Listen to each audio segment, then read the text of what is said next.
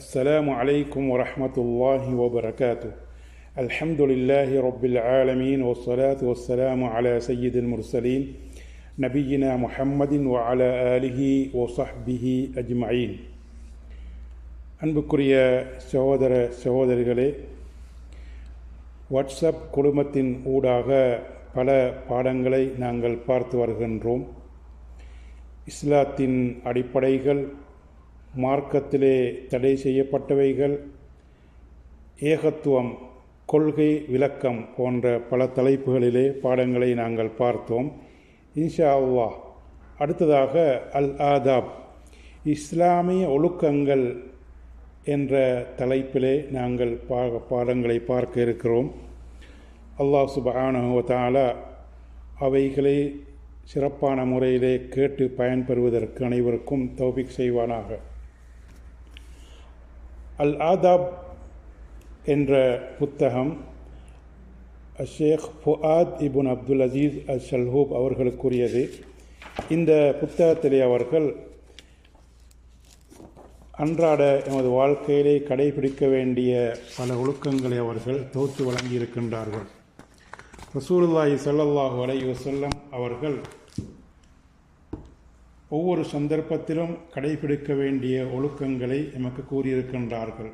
குர்ஆனை ஓதும் பொழுது, சலாம் கூறும் பொழுது, மற்றவர்களை ஜியாரத் செய்யும் பொழுது, பேசும் பொழுது, சாப்பிடும் பொழுது, குடிக்கும் பொழுது, பள்ளிக்கு செல்லும் பொழுது, தூங்கும் பொழுது, பிரயாணம் செல்லும் பொழுது, இப்படி ஒவ்வொரு சந்தர்ப்பத்திலும் நாங்கள் கடைபிடிக்க வேண்டிய ஒழுக்கங்களை ரசூலுல்லாஹி ஸல்லல்லாஹு அலைஹி வஸல்லம் அவர்கள் எமக்கு கற்றுத்தந்திருக்கின்றார்கள். அவைகளில் ஒவ்வொன்றாக இன்ஷா அல்லாஹ் நாங்கள் பார்ப்போம். முதலாவதாக குர்ஆனோடு தொடர்பான சில ஒழுக்கங்களை நாங்கள் பார்ப்போம். அல்லாஹ் சுப்ஹானஹு வ தஆலா குர்ஆனிலே கூறுகின்றான், சூரத்துல் ஹிஜ்ர் 9வது வசனம், இன்னா நஹ்னு நஸ்ஸல்னா ذிக்ர வ இன்னா லஹு லஹாஃபிதூன். நிச்சயமாக இந்த குர்ஆனை நாமே இறக்கி வைத்தோம், நாங்களே பாதுகாப்போம் என்று கூறுகின்றான். சூரா முஹம்மத் 24வது வசனத்திலே மேலும் அல்லாஹ் கூறுகின்றான், அஃபலா யததப்பரூனல் குர்ஆன அம் அலா குலூபின் அக்ஃபாலுஹா. அவர்கள் இந்த குர்ஆனை சிந்திக்க வேண்டாமா, அல்லது அவர்களுடைய உள்ளங்களிலே பூட்டு போடப்பட்டிருக்கிறதா என்று அல்லாஹ் தஆலா கேட்கிறான். ரசூலுல்லாஹி ஸல்லல்லாஹு அலைஹி வஸல்லம் அவர்கள் கூறினார்கள், ஹைருக்கும் மன் தஅல்லமல் குர்ஆன வ அல்லமஹ். குர்ஆனை கற்று பிறருக்கும் கற்றுக் கொடுப்பவரே உங்களில் சிறந்தவர் என்று நபி ஸல்லல்லாஹு அலைஹி வஸல்லம் அவர்கள் கூறினார்கள். குர்ஆனை ஓதக்கூடிய நேரத்திலே நாங்கள் கடைபிடிக்க வேண்டிய ஒழுக்கங்கள் என்ன, குர்ஆனோடு நாங்கள் கடைபிடிக்க வேண்டிய ஒழுக்கங்கள் என்ன என்பதை நாங்கள் முதலாவதாக பார்ப்போம். குர்ஆனை படிக்கக்கூடிய நேரத்திலே, குர்ஆனை ஓதக்கூடிய நேரத்திலே நாங்கள் மிகவும் கவனிக்க வேண்டிய ஒரு விடயம், எமது எண்ணம் தூய்மையானதாக இருக்க வேண்டும், இஹ்லாஸ் உள்ளதாக இருக்க வேண்டும். அல்லாஹ்வுக்காக வேண்டி குர்ஆனை ஓதுகிறேன், அல்லாஹ்வுக்காக வேண்டி குர்ஆனை படிக்கிறேன், படித்து கொடுக்கிறேன் என்ற தூய எண்ணம் எமது உள்ளத்தில் இருப்பது மிக முக்கியமானதாகும். நாங்கள் செய்யக்கூடிய எந்த ஒரு நல்லமலாக இருந்தாலும் அதிலே முக்கியமான 2 நிபந்தனைகள் இருக்க வேண்டும். முதலாவது அல் இஹ்லாஸ், அல்லாஹ்வுக்காக வேண்டி இந்த அமலை செய்கிறேன் என்ற தூய எண்ணம் உள்ளத்தில் இருக்க வேண்டும். மனிதர்களுக்காக வேண்டி, மனிதர்கள் பார்ப்பதற்காக வேண்டி, மனிதர்களிடத்திலே நல்ல பெயரை பெற்றுக்கொள்வதற்காக வேண்டி, உலக நோக்கத்துக்காக வேண்டி ஒரு அமலை நாங்கள் நிறைவேற்றக்கூடாது. அடுத்ததாக அல் முத்தாபா, நபி ஸல்லல்லாஹு அலைஹி வஸல்லம் அவர்கள் காட்டி தந்த முறையிலே அமலை நாங்கள் செய்ய வேண்டும். நபி அவர்கள் காட்டித்தராத முறையிலே அமல்களை நாங்கள் நிறைவேற்றக்கூடாது. எந்த ஒரு அமலாக இருந்தாலும், எந்த ஒரு வணக்கமாக இருந்தாலும் இந்த 2 நிபந்தனைகளும் இருக்க வேண்டும். முதலாவது, இதனை அல்லாஹ்வுக்காக வேண்டி செய்கிறேன் என்ற தூய எண்ணம் எமது உள்ளத்தில் இருக்க வேண்டும். இரண்டாவதாக நபி ஸல்லல்லாஹு அலைஹி வஸல்லம் அவர்கள் காட்டி தந்த முறையிலே அந்த அமலை நாங்கள் செய்ய வேண்டும். இமாம் நவவி ரஹிமஹுல்லா அவர்கள் கூறுகின்றார்கள், குர்ஆனை ஓதக்கூடியவர் முதலாக கவனிக்க வேண்டியது அவர் ஓதும் பொழுது இஹ்லாஸை கடைபிடிப்பது. அல்லாஹ்வுக்காக வேண்டி இதனை ஓதுகிறேன், அல்லாஹ்வுக்காக வேண்டி படிக்கிறேன் என்ற தூய எண்ணம் அவருடைய உள்ளத்தில் ஏற்பட வேண்டும். வேறு நோக்கம் அவனுடைய உள்ளத்தில் இருக்கக்கூடாது. ஏனென்றால் குர்ஆனை ஓதக்கூடியவர்களிலே சிலர்கள் மக்களை தன் பக்கம் திசை திருப்ப வேண்டும், தன்னை மக்கள் மேன்மைப்படுத்த வேண்டும், தனக்கு மதிப்பளிக்க வேண்டும் என்பதற்காக வேண்டி குர்ஆனை ஓதுகின்றார்கள்.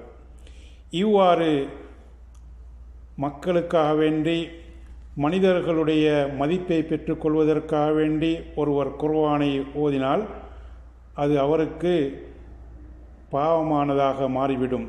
இதனை பற்றி ரசூலுல்லாஹி ஸல்லல்லாஹு அலைஹி வஸல்லம் அவர்கள் கடுமையான எச்சரிக்கை கொடுத்திருக்கின்றார்கள்.